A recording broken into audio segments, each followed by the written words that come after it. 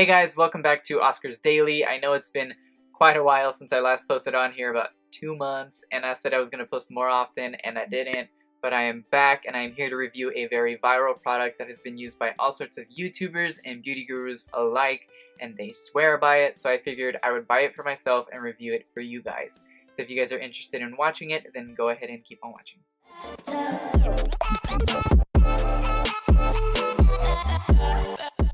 So if you've searched the internet for some sort of skincare mask or skincare regimen, you've most likely already run into this product, but it's the very famous Aztec Secret Indian Healing Clay. Now this bad boy tells you need to mix it with equal parts of raw apple cider vinegar or water. I have heard really bad things about people who mix it with water because the pH was too basic and it caused burns on their skin. I don't want that, so I got myself the very famous Bragg organic, raw unfiltered apple cider vinegar with the mother, like Brett Rock recommended. So I'm gonna mix these two together, put it on my face, see if it burns my face or if it gives me clear skin like I'm hoping, and then I'll let you guys know if it's worth it or not. Again, you guys can also get these on Amazon if you want. It's a lot cheaper if you get it in the store though, so I recommend doing that. Before I start, I do want to say that this emphasizes you should not use any metal products to mix it or scoop it. So I'm going to be using a plastic spoon and a glass bowl to mix it in.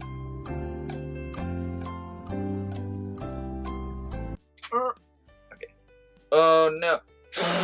Alright, so I have my glass bowl ready and I'm going to put 2 scoops of the clay because I think that should be more than enough to make a mask. Stuff is like really loose powder, so I don't want to breathe it in. Now I'm just going to add the vinegar, which I'm not excited about because I really hate the smell of vinegar. And if you know me, you know that I really despise vinegar. But I'm just going to guesstimate it. So I'm going to just mix equal parts vinegar. Ew! It was bubbling. It's bubbling. You guys see that? That's nasty. Oh, look at that. It's releasing a vapor. Lord, I did not want to put this on my face. Might add just a little bit more vinegar. It's a little bit thick. Ah! That's too much! I just spilled vinegar. Alright. Look at that. Look at that Amazonian fierceness right there. Alright, this looks high-key very gross. Put this lid back on. So this is very clumpy. It doesn't smell that bad. I think a lot of people overreacted when they mixed in. They were like, "Ooh, I can't do that. Ooh, I'm not putting that on my face." But it's you know, I've put worse smelling shit on my face because I thought it would work. So I'm gonna put this on using a face brush. If you can see, it's not thick. It's runny, but not too runny. Good enough. So I'm gonna be using a brush like this, little brush I use for my masks, and I'm just gonna put it around my face, avoiding the eye area. I'm gonna look at my mirror just to make it easier.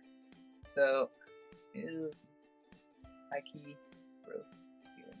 It's funny too, because when you mix it, it's very airy, and kind of almost feels like those carbonated masks where they're very light and then they start to bubble up. Anyways, I'm gonna put this all over my face. I'm gonna speed this part up so I don't bore you guys, but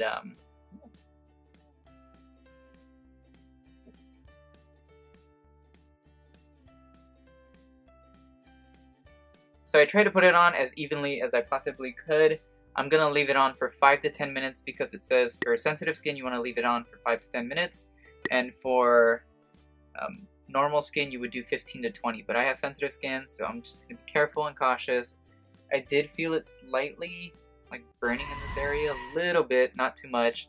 What I'm excited for is that it's supposed to make your skin pulsate, which I don't know what that means, but I guess we'll find out as it's drying down. So I'm gonna let it dry down and then I will see you guys before I wash my face. Alright guys, so it's been on my face for 25 minutes now. I left it on longer because 1, I could handle it, and 2, I put it on thick, so it took forever to dry. but it's dried down now pretty much.